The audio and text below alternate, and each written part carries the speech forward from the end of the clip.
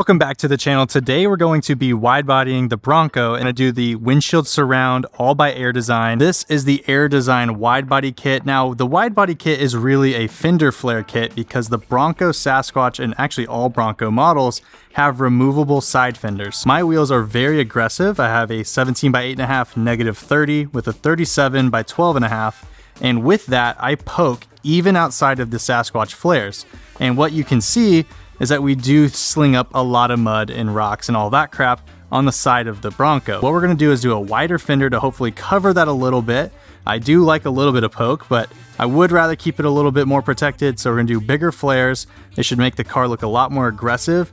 And then on top of that, we're gonna do the Windshield Surround, which will help protect against any rocks or any branches or anything like that when we're driving on the freeway. I'm gonna focus on the fronts at first, but the main thing here is we gotta remove them. And that's really simple due to the OEM design.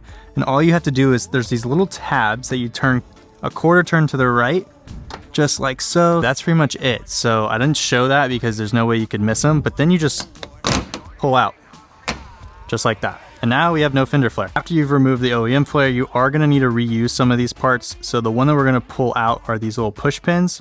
We also will reuse these tabs, so we'll remove those too. But to push out or to pull out these push pins, it's really simple. You pull down and you just go straight through. So that's what we're gonna pull out of each one. There's about, I don't know, 6, I think, on each one. After that, we will need a 7mm and a Phillips head screwdriver, maybe a trim removal kit. But we're just gonna take out these factory push pins, which have a Phillips first, and then we're gonna back that out and pop it out. And then we have these 7mm all on the fender tab. So we're gonna remove all of those as well. Make sure that you remove all of those inner fender liner little tabs and then pull your fender liner down. We'll need access to clean the backside of the fender liner.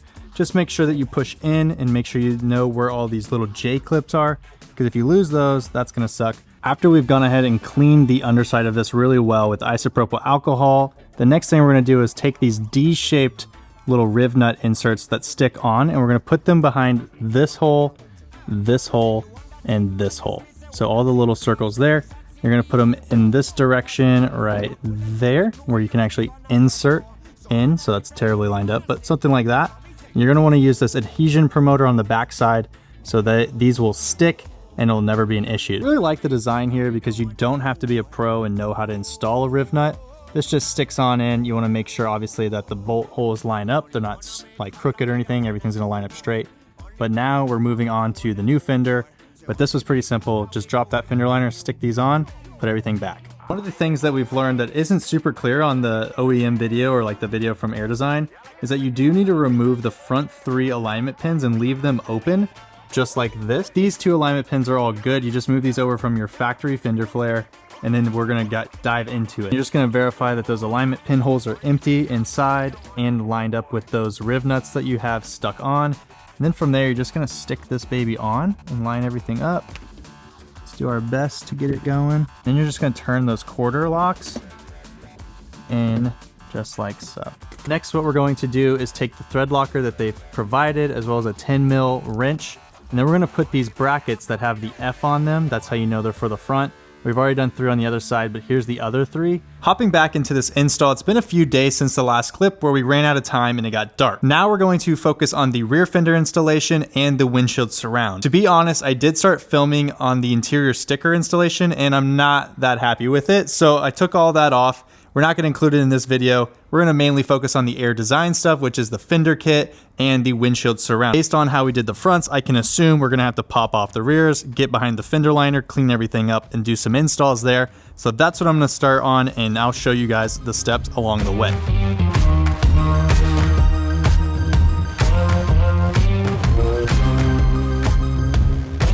After you've gone ahead and cleaned this area, we're going to install these brackets on the back side just like this. And you can see I have the bolt installed there as well.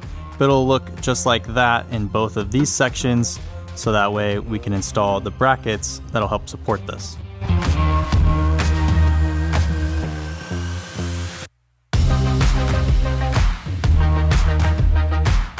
Running into a bit of an issue with this bracket specifically, and you can see it's getting all dirty because I'm rubbing up against everything, but there's a tab here on the backside and a tab here.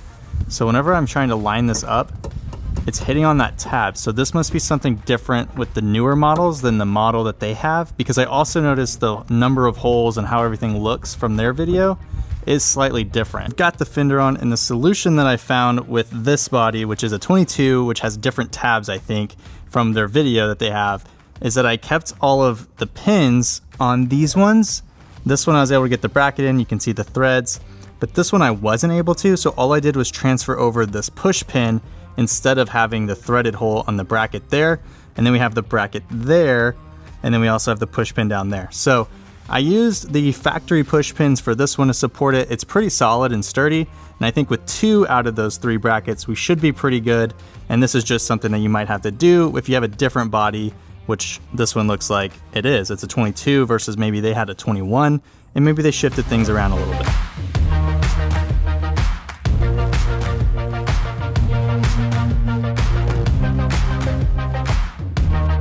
This fender is now on, and it might be tough to see the difference overall, but this is a drastic difference. It actually looks like we lifted the vehicle just because of the extra clearance, and we also don't have this door piece installed yet. Now, I may opt to not do it.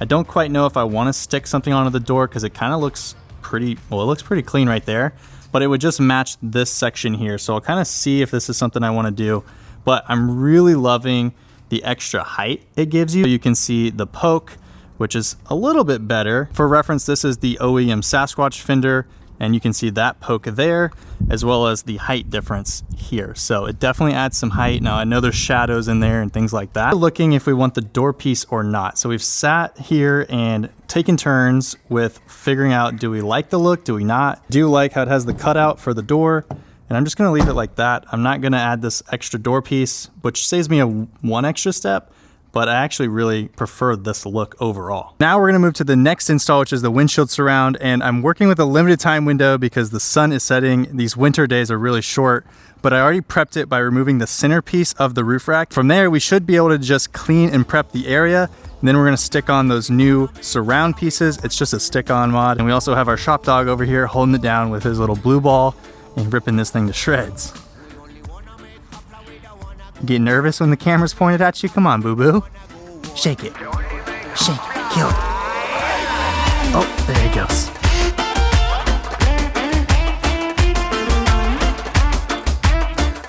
Now, I do have a white vehicle, so you're gonna see a little bit of it showing in between. Now, you could always wrap that black again just to make sure that it's all covered, but from a distance and from the right angle, this thing is now two-tone with black plastic up on top with the white down below. I'm just gonna go put on the centerpiece, the wind fairing there. There's also been a secret project that you guys have no idea about, but I haven't been able to reveal it quite yet, but I'll show you guys a hint for that project. This right here will be the only hint that you guys get on that new project. Definitely wanna stay tuned for that because it's gonna be very exciting, something completely different, and there's gonna be a lot of action with it. It's wrapped everything up, and of course you're gonna see a little bit of white, it's a white vehicle. You're gonna see that, so this will probably look better if you're on a black car or something like that, but what I do like is overall you do get this nice two-tone look with having the black top, the white bottom, and it's all stormtroopered out. I've learned my lesson with this car about the black on black look, which is that it always looks dirty, so that's why I'm really big on the stormtrooper look for the Bronco, because it will also always be dirty, but it doesn't look dirty. That is going to wrap up today's video. I hope you guys enjoyed. If you did, then please comment, like, and subscribe, and I'll catch you guys next time.